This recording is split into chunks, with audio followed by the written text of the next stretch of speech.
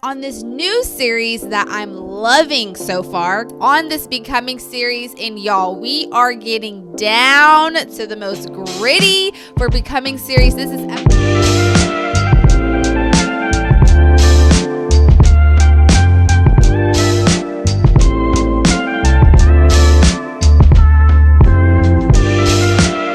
I'm your host, Daniellejmartin of Behind the Spotlight podcast. Now, over the next couple of weeks, I'm inviting you to tune into a couple of conversations that I'll be having with some of my close friends who are also true believers and community influencers. I will ask him for something, he will give it to me, but it's not how I thought it would look.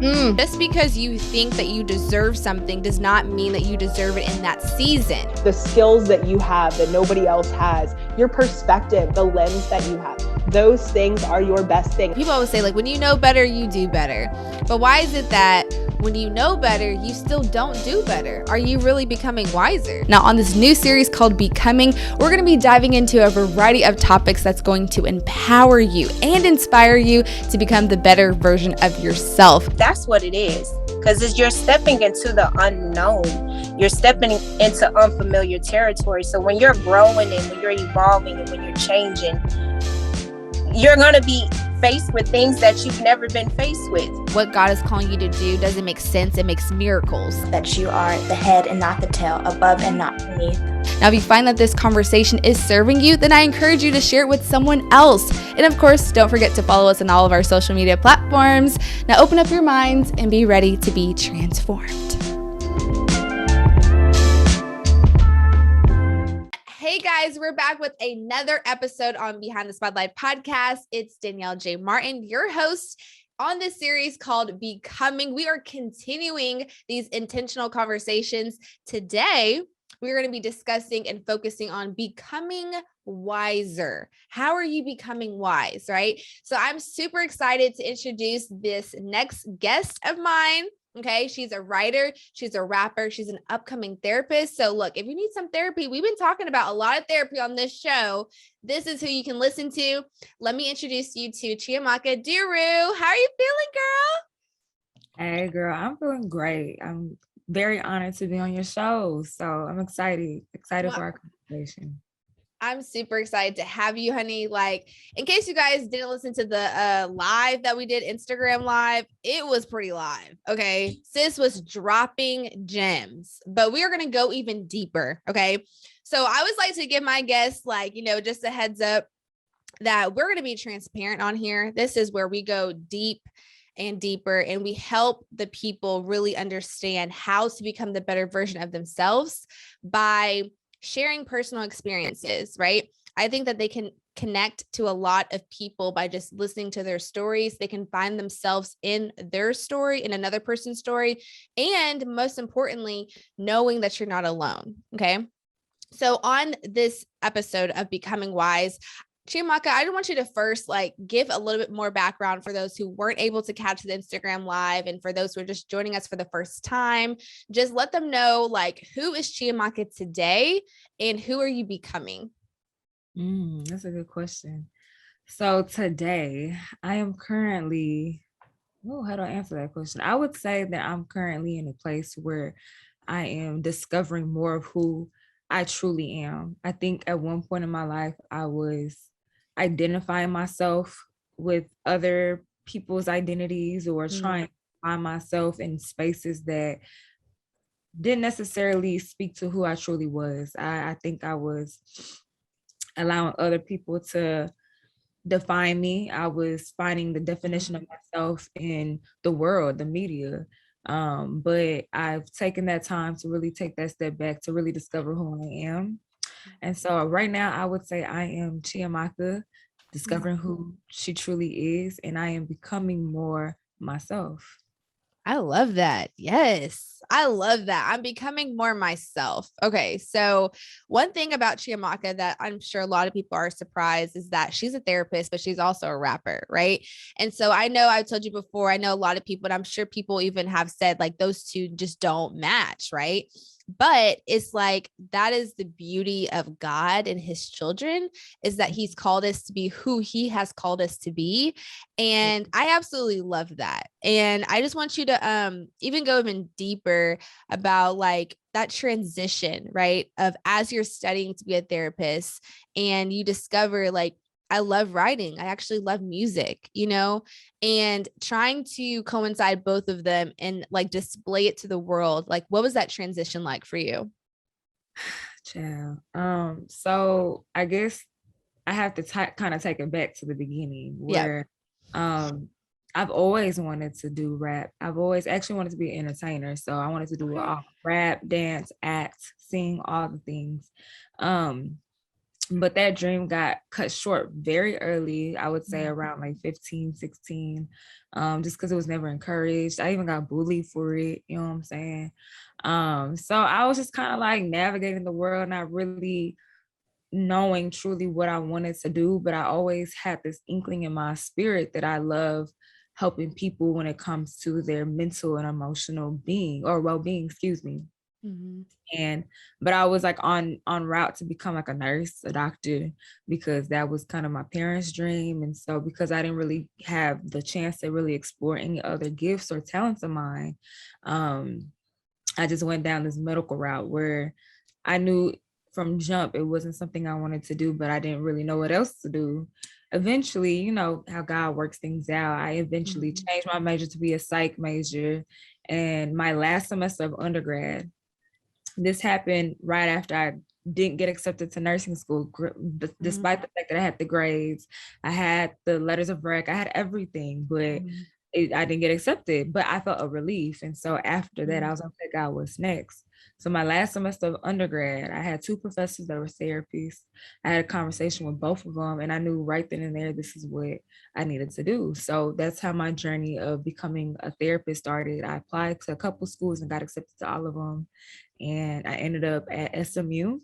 Okay. And, so while being in grad school, while being this therapist in training, I realized that writing is something that has always been a part of me since I was a girl. Like I never even thought that I could make a career out of it or, you know, make it something that is a part of who I am or part of what I do, right? I just saw it as like, you know, it's just something I do to like express my emotions. But God was highlighting to me throughout my whole life, like writing is your gift. Writing is what I'm going to use for you to help people, you know, connect with themselves or heal or whatever it is, encourage, uplift, all the things, right? And so God was just even highlighting different moments in my life where I was celebrated for my writing or, you know, treated by teachers or complimented by, you know, mentors or whoever about my gift in writing. And so it was something that I just picked back up again. And then literally last year, I had this job that I was working at that was extremely stressful. It's kind of hard to balance being a grad student and working this particular position. Right. Well, I got fired from this job and I had to move back home. It was this whole entire shift in my life where I no longer was working in this position, no longer making income, no longer living on my own. Like it was like kind of like something I identified myself with. And then when that was taken away from me, God was telling me that I want you to start rapping again. And I was like, okay, first of all, that dream died 10 years ago. Like, what are you thinking about? Right. So, but God just kept putting on my spirit that I'm going to start rapping again. Like, I'm going to make a song, like something that the spirit just kept highlighting to me.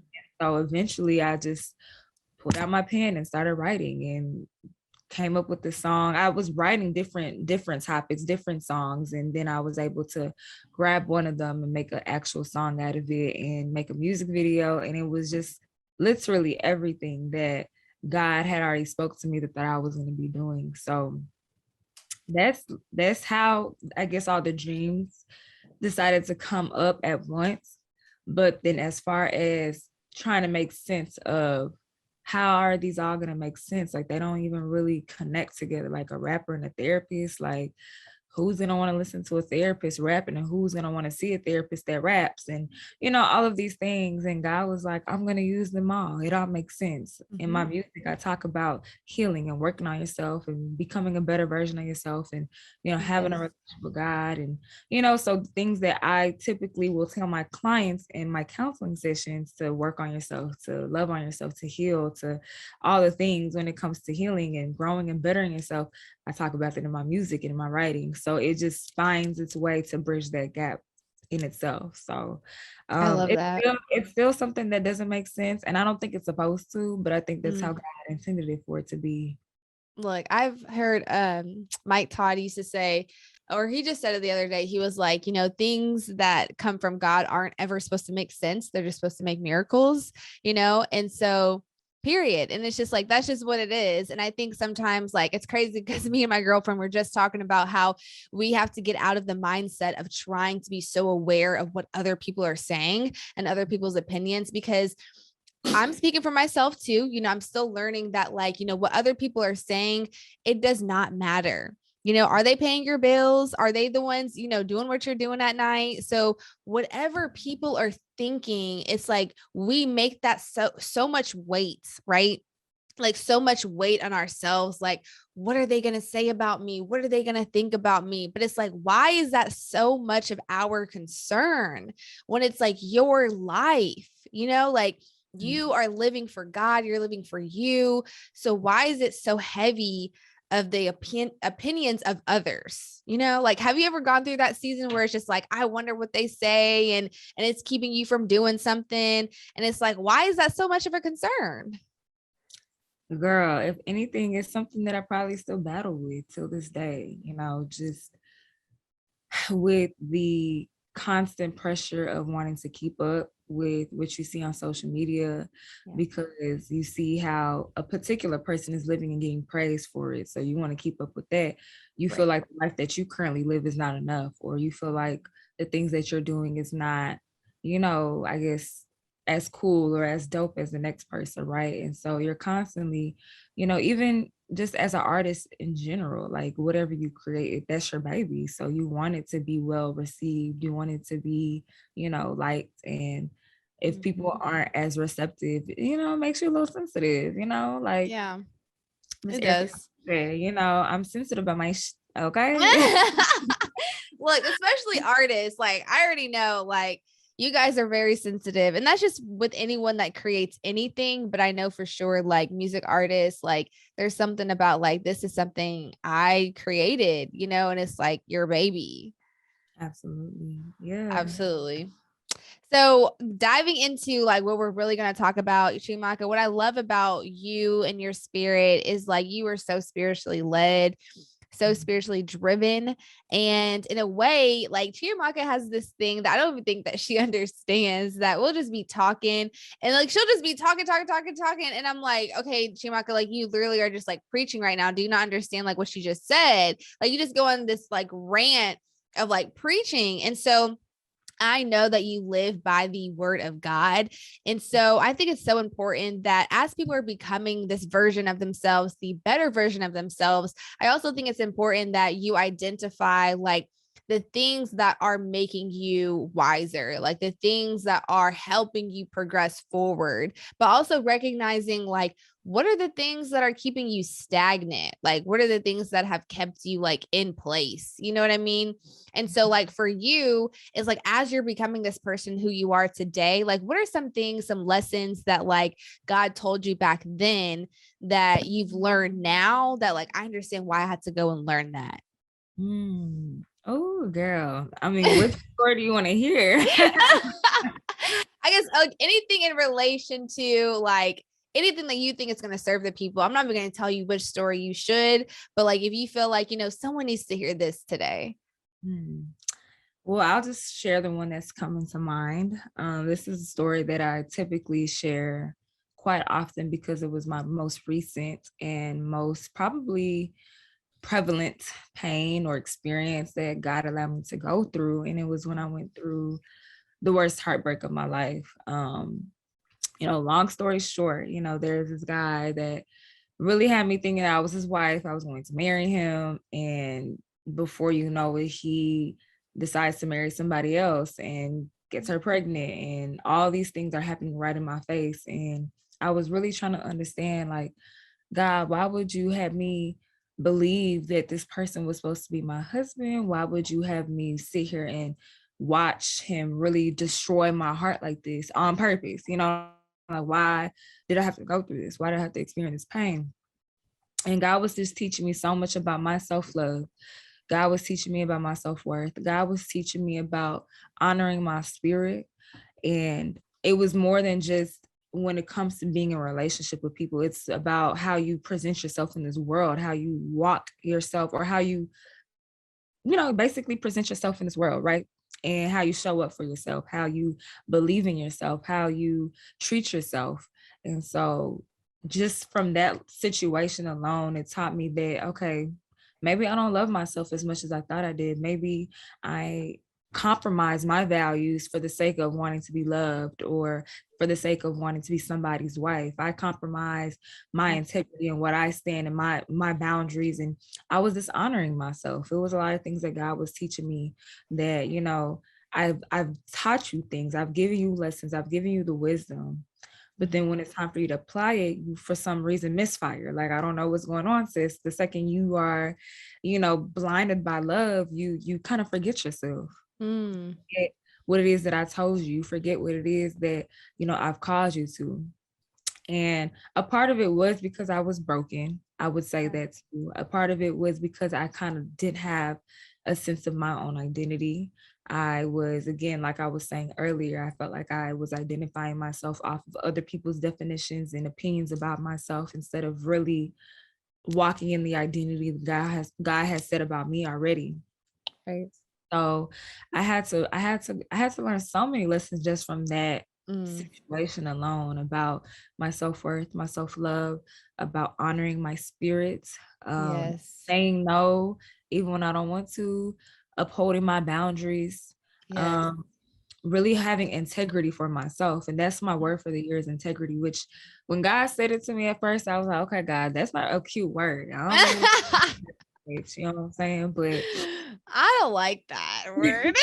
I like the word because it wasn't cute. It wasn't, something like abundance or, favor or something kind of like, exciting. It was integrity. And it's like, okay, what you trying to do with that? But over time, it's only been 2 months in this new year, and God has shown me countless of times how it's not even about having integrity with other people. It's about having integrity with yourself. Yes. And say, I'm going to do X, Y, and Z. Do X, Y, and Z. That's you holding yourself accountable and walking in integrity to the things that you said for yourself. And so I noticed that when I was in these broken relationships, specifically with this particular person, I would say X, Y, and Z, but then I do something else, you know what I'm saying? Or I do the opposite. And so, whenever we had that last hurrah, whenever, how they always come back around, you know what I'm saying? All the time. They had that last go around. And so at that point, I was like, Chiamaka, are you going to hop back on this hamster wheel, the same cycle of letting him back in, allowing him to destroy your heart? Or are you going to choose yourself? Are you going to choose what I said? God, this is God talking to me, and honor your spirit? Either way, it's going to hurt. But one of those situations that you choose is going to lead to victory after the pain, after the darkness, after all the pain and heartbreak that you're going to have to experience. Yes. I was just like, you know what? I was tired. I was tired of going back to that same cycle of calling me 4 months later without talking to me or without us speaking to each other. And I pick up like boo boo the fool. And it's like, no more doing that. And I chose not to pick up. I chose not to respond. I chose not to entertain that no more, because I couldn't be that woman for you. I can't be the woman that comes and rescues you every time you call. You know what I'm saying? And so. And you became more wiser. You became like literally the person that was like, I know now. So I'm choosing I'm choosing myself. I just think that's beautiful. Like, as you are walking into your seasons of like, even when like people always say, like, when you know better, you do better. But why is it that when you know better, you still don't do better? Are you really becoming wiser? Are you really gaining any wisdom? Like, what is the knowledge that you're gaining?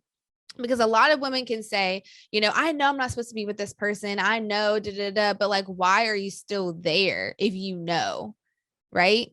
Like, what is keeping you? And I know a lot of people even probably think that, you can still grow in a season, even when you're doing some things you're not supposed to be doing, right? And I'm a firm believer because yes, like I was in a situation where I was still growing as a woman, but the situation was still the same and I knew I wasn't supposed to be in it.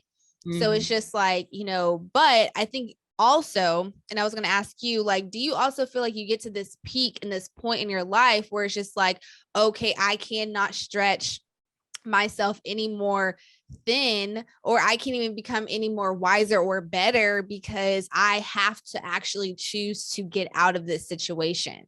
Like I have to, like now I have to decide to remove myself. I have to decide to do things differently.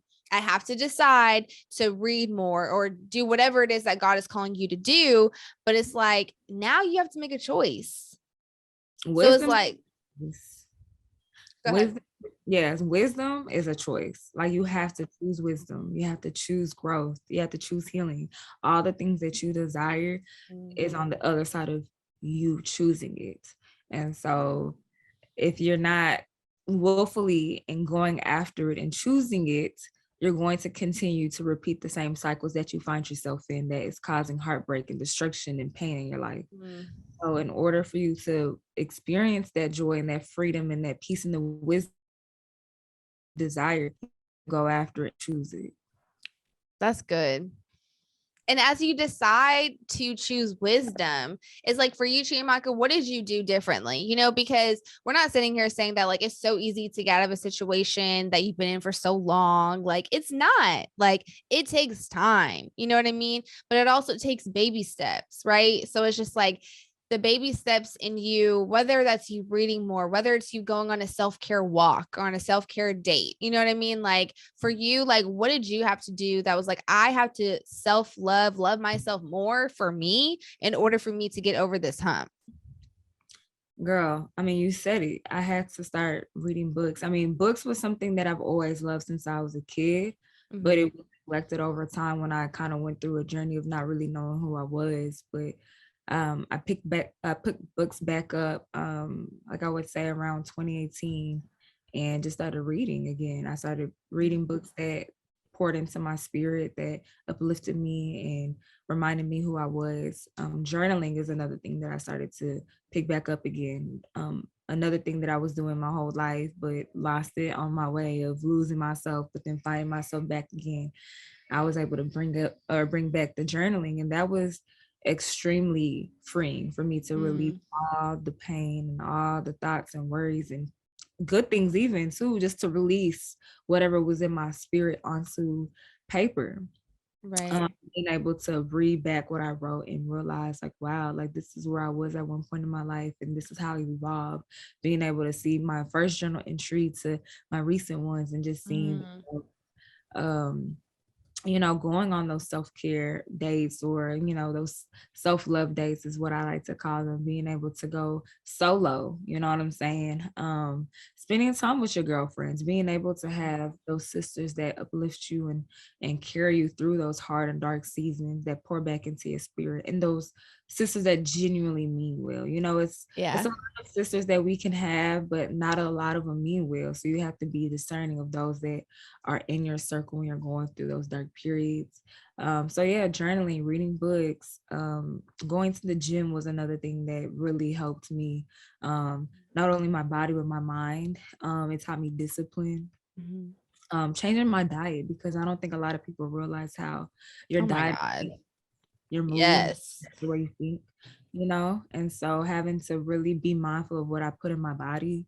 And that's another form of self-love, self-care, when you are able to be mindful of the things that you take in, not only through your diet, but through your ear gates and your eye gates. Like, what are you seeing on social media that's affecting the way you think? What are you listening that's affecting the way that you think and believe about yourself? And so having to, you know, change what I was listening to, not that I was like a person that would listen to like gossip or like the shade room or something, or stuff like that, but even just like telling yourself, like, how do you speak to yourself? You know what I'm saying? Like, are you constantly telling yourself, oh, I'm ugly or I'm not good enough? You keep telling, you're gonna believe it. So having to change the way I talk to myself, listening to podcasts like Beyond the Spotlight, or you know, watching sermons or messages that uplifted my to pour back into me. So different things that I did, even tapping back into my inner child. That's what I did this summer, was doing all the things that, you know, young Chiamaka enjoyed doing. So roller skating, coloring books, what else? I mean, kind of the stuff I'm saying now, reading, writing, self-care things. Like I loved doing self-care stuff when I was a kid, and I didn't even realize that's what, you know, that's what it was. Wow. But yeah, just really, really healing the inner child and really allowing herself to become free again. And letting her know it's okay for you to be you. It's okay for you to be who you are. You don't have to be like nobody else. Right. And so that's how I allow myself to heal, and that made room for wisdom to come through. I love that. Well, you said a lot of things. I have to get them out before I forget. But like you said, you know, I went back to doing what the young Chiamaka loved to do. And it's crazy because I resonate with that so much, because I think sometimes we have to remind ourselves, like, what is the younger version? And being careful when you hear this, like, what does the younger version love that you do? Right? Like, do you love coloring? Did you love used to going outside? Nowadays, people just be inside watching Netflix all day. Like, just get out the house. Okay.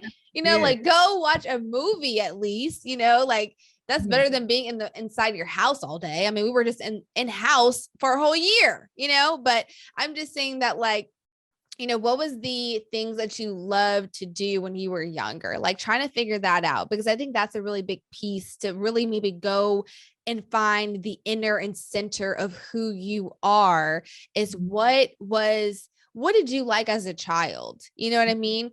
But then also being careful to understand, like, okay, now if you realize that you like that, how can you create it into who you are today? Right? Like where you're going. And so, I love that you said that. And dang, I knew I was going to forget the rest. I love how you talked about that.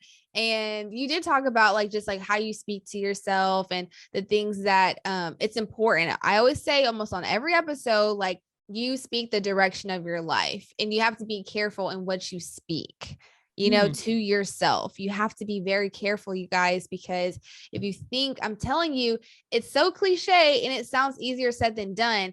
But if you recognize your surroundings, you probably put yourself there by what you spoke to whoever, you know, like whether it's your friends, your mom, your sister. If you're like, I don't got no money this week, you're not going to have any money this week. You know what I mean? Like, you have to learn how to really start manifesting the things that you really want for your life, you know? So, some other things that you touched on that were very, very well said. And I really hope you guys go back and listen, because it really touched home when you're like, oh, I went back and thought about what I loved to do as a child. Like, I don't think people really do that as much anymore. You know, like they're just so focused. Oh, that's what it is. Thank you, Holy Spirit.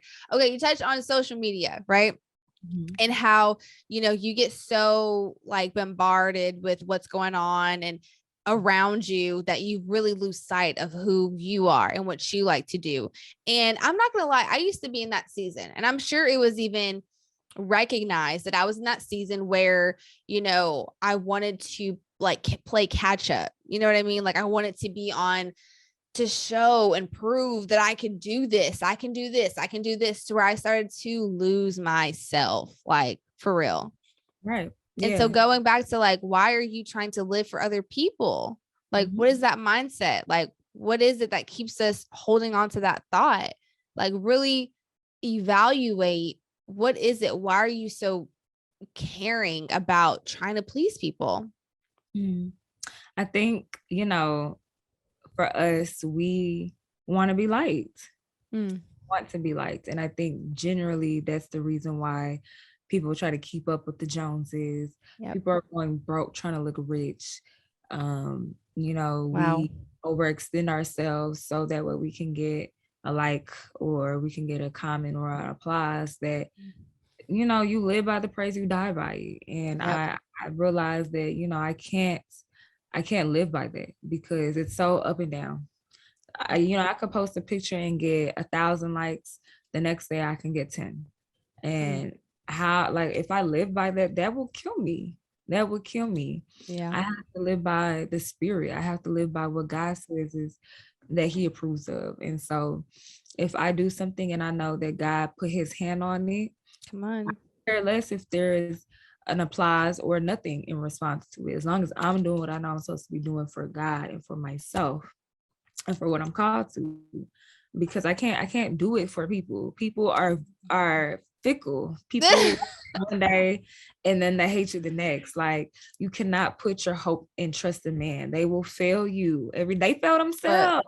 Come If on. they fail themselves, what makes you think they're not gonna fail you? Look, You have to separate yourself from that idea that, the type of likes or how many followers I have define who I am. It doesn't. Okay. yes. It does. I know of people who have millions of followers. They put out a business one day and they go bankrupt the next. Like, I've seen this shit happen. I've seen people with 10 followers and become millionaires because they put the work in overnight. You know what I'm saying? And so it's like, you can't look to social media as your measuring scale of your success or your worth or anything, because it's so up and down. People have so many different life experiences they put out. It's only for them. You know what I'm saying? Yes, you can look to it for inspiration or, a good story, but you can't live your life by that. That's not the standard. That's not the standard. No. God is the standard. The way God has called you to live your life is the standard. That's it. That's it. So I'm not going to lie. Like, I'm going to put myself out there on the platter, but I used to put preachers and pastors on a pedestal. I did.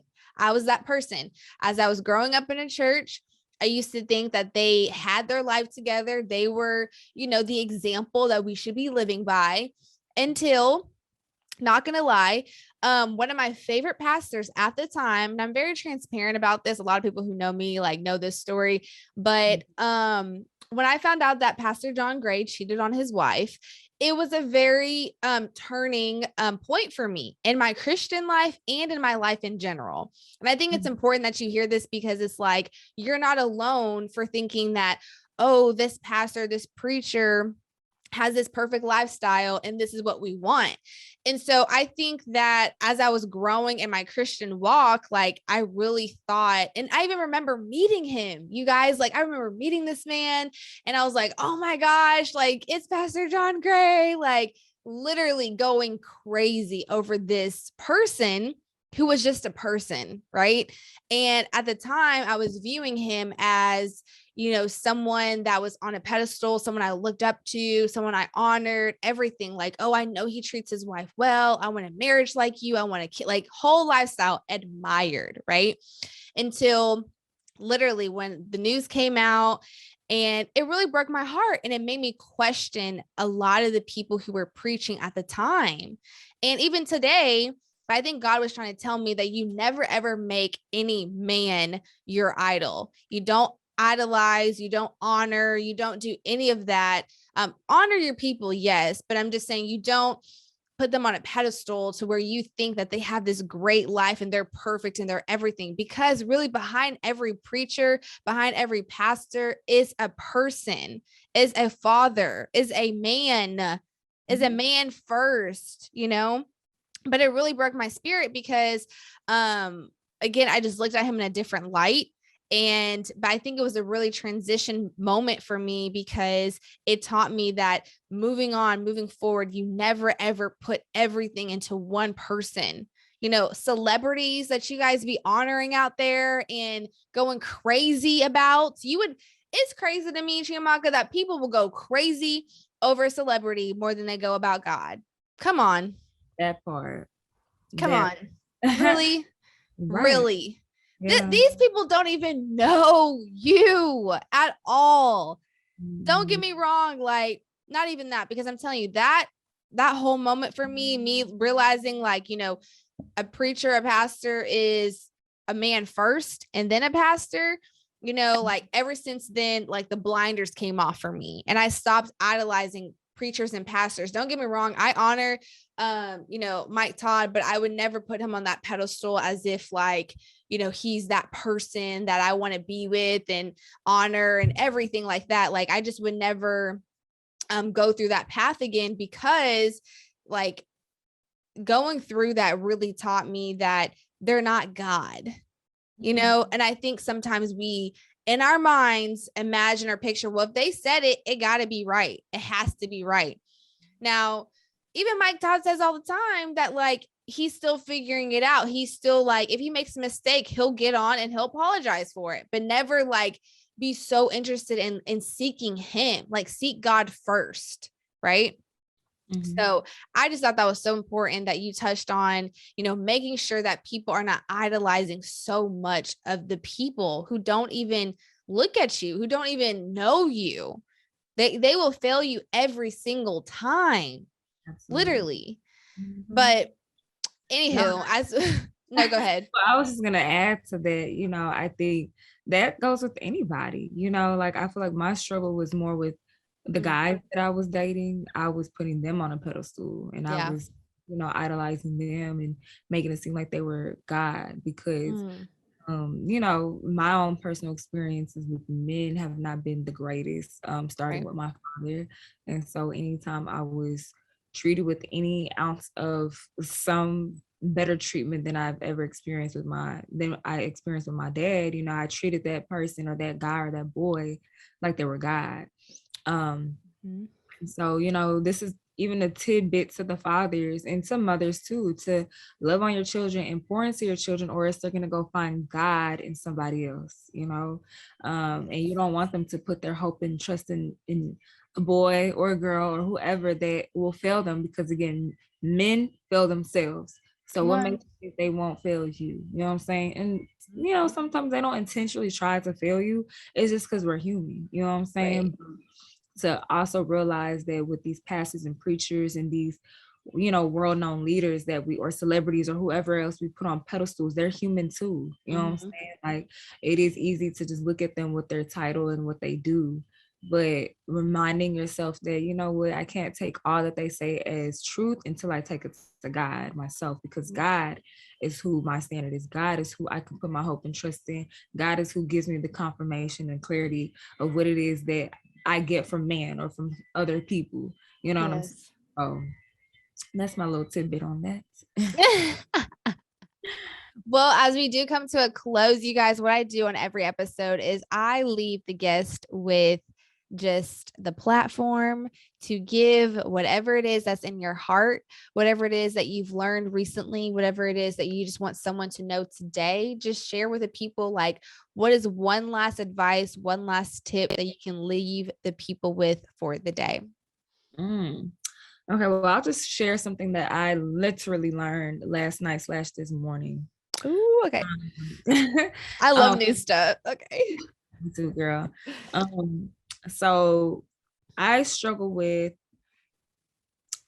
always saying yes, right? So this is kind of tying into a lot of things that we talked about already earlier today. I struggle with over committing myself to things without taking it to God first. Like if a friend is asking me to do something, or if somebody's asked me to be a part of something, I'm like yes, instead of really taking time to evaluate, okay, God, is this something that you want me to do? Is this a yes that you want me to be saying yes to, or a thing that you want me to say yes to or say no to, right? And even if you personally want to say yes, you have to realize that just because this person is your friend, just because this person is a significant part of your life, doesn't mean that's something God wants you to say yes to right now. Sometimes we can shoot ourselves in the foot by overcommitting ourselves to things that we may not even have the capacity or the room to do. And then we end up disappointing not only ourselves, but the other person that we just said yes to. And now we got to take that yes back. And so that's something that I'm learning, like having to, when someone asks me to do something, I'm like, okay, well, let me get back to you on that. Let me take that to God, pray about it, and see if this is something that he wants me to do. Not that I don't want to do it, but I have to also be wise, because this is becoming wise, right? I have to be wise in my moves. I have to be honoring to the path that I'm supposed to be leading, but also the path that I know you're trying to lead as well. And so let me take some time. I don't have to say all of that to them, but this is just the internal dialogue that I'm having with myself. Like, okay, how are we going to move in wisdom, right? Yeah. So I have to, if I know I'm not 100% sure, or if I'm doing it out of wanting to be a people pleaser, because that's something else, kind of back to what we were talking about. We're doing things so we can be liked, right? Yes. And really doing it because we genuinely want to do it for this particular person, or we're doing it for some other ulterior motive. Use that moment to pause, even if you want to say yes or no. Let me get back to you on that. Let me pray about it, and I'll give you an answer whenever I get clarity on it, and leave it at that. I think that's something that I'm still trying to learn. So that's something I want to share to the people, that it could be for one person, it could be for whoever listens to this later on in life, but hopefully that is a little bit of advice that you guys can take from me. And I definitely want to come in agreement with you, because I am a firm believer of taking time and just saying, I'll get back to you on that. Still in it right now, still learning, because like you said, I was just like, yes. Like, and then realizing I was overbooking myself, like just all these different things. Like, and then I would feel bad because I would disappoint them, but then I would find disappointment in myself. So I just say, like you said, Chiamaka, like, take time before you even say yes, just like, I'll consider it. Like, even that right there is just saying, I'll consider it. I'll let you know, because, you just want to take time. And I know sometimes we want to get so excited. We just want to say yes to everyone. But it's just like, as you get older, you really have to recognize, like, whatever is your priority should be coming first, and then see if it aligns with where God wants you to be, if that's where he wants you to do. So I love that, Chiamaka. And I thank you so much for being on this show today. You did amazing. How you feel? Thank you, girl. I just first and foremost want to thank you for even thinking of me to be a part of your show. This was such a God honoring thing.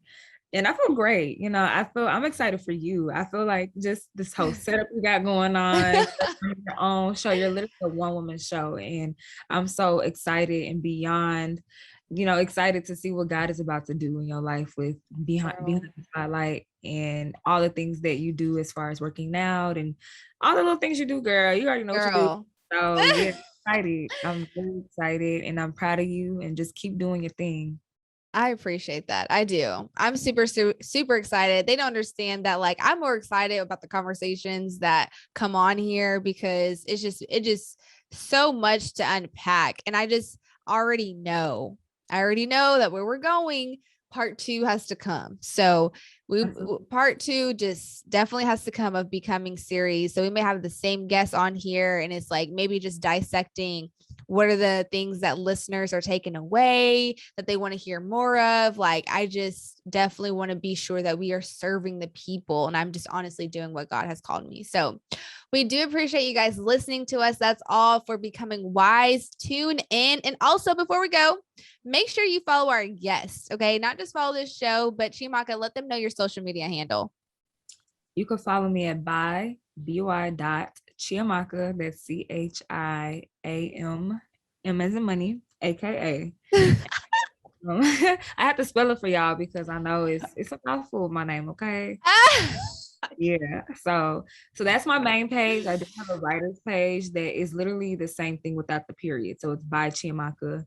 I also have a upcoming podcast that I'm doing with my sister Dooney. We are called the Butterfly Therapist.